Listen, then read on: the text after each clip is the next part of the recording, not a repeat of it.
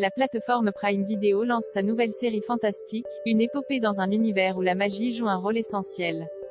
Dans la peau de Moiraine et Ellahen, le duo qui cherche à sauver le monde, Rosamund Pike et Daniel Henney. Interview. Nouvelle série adaptée de la saga de fantasy écrite par Robert Jordan et vendue à plus de 90 millions d'exemplaires, La Roue du Temps débarque sur Amazon Prime Video.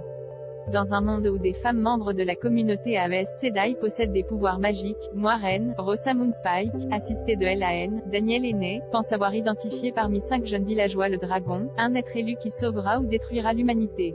Ensemble, ils vont parcourir le monde afin de réaliser la prophétie, alors que les Trollocs, des créatures maléfiques, et les ennemis des Aes Sedai sont à leur trousse. Cette série bourrée d'action et d'effets spéciaux met en scène un casting international, mené par Rosamund Pike, Gone Girl, Iker Allo, et Daniel Henney, X-Men Origins, Wolverine, Esprit criminel. Allociné les a rencontrés une semaine avant la sortie du show. Allociné, avez-vous lu les livres de Robert Jordan? Rosamund Pike, tout le monde nous pose la question.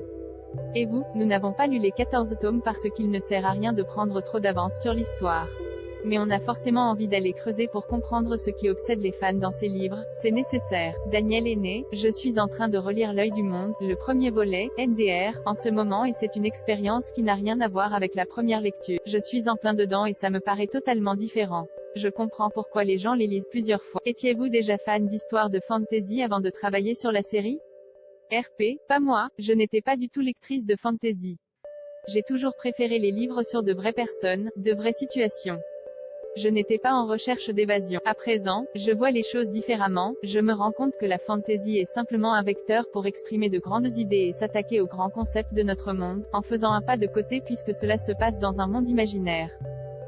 J'ai grandi en tant qu'enfant unique dans une région du monde où il n'y avait pas grand-chose, c'est peut-être pour ça que j'étais attiré par les univers et les séries fantastiques. J'adorais ça quand j'étais gamin et je m'éclate maintenant sur cette série.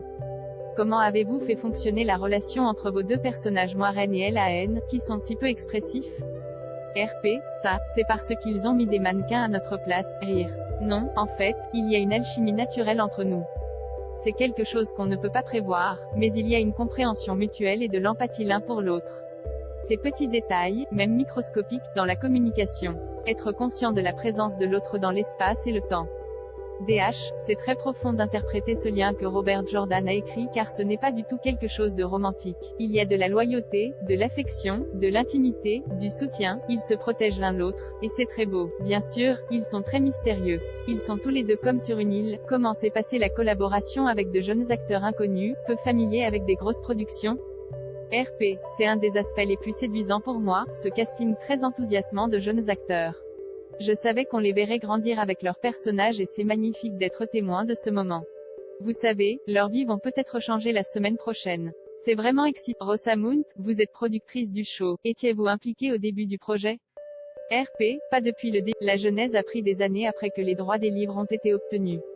Je me suis impliquée à peu près 8 mois avant qu'on lance la production, principalement à partir des premiers castings et pour le développement des concepts, pas pour commander toute l'affaire, avant tout pour apporter mes idées au projet.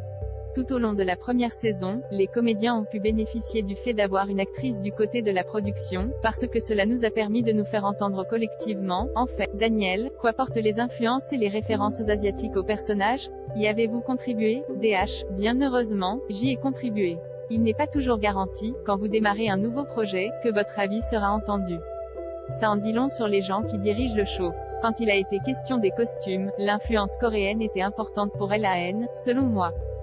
Il porte donc un hanbok coréen, vêtements traditionnels, NDR, au lieu d'un uniforme lambda de commando. On voulait qu'il y ait des thèmes coréens pour le personnage. Les enjeux et les thématiques de la première saison ont quelque chose de féministe. Qu'en avez-vous pensé? RP, Robert Jordan a écrit un monde dans lequel il prône un équilibre entre les énergies féminines et masculines. Ce n'est pas « les femmes ont tout le pouvoir et les hommes aucun », loin de là. C'est un univers où le pouvoir des femmes est différent de celui des hommes. Robert Jordan a créé le pouvoir unique et la capacité des Aes Sedai de canaliser cette puissance colossale, connectée à l'univers et aux éléments. C'est une très belle chose, cette façon pour une magicienne ou une sorcière d'invoquer les éclairs ou les orages, de créer des murs de feu. C'est un aspect vraiment passionnant pour moi.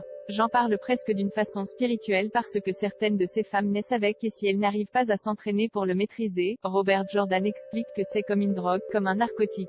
Tellement délicieux et puissant que vous en voulez toujours plus.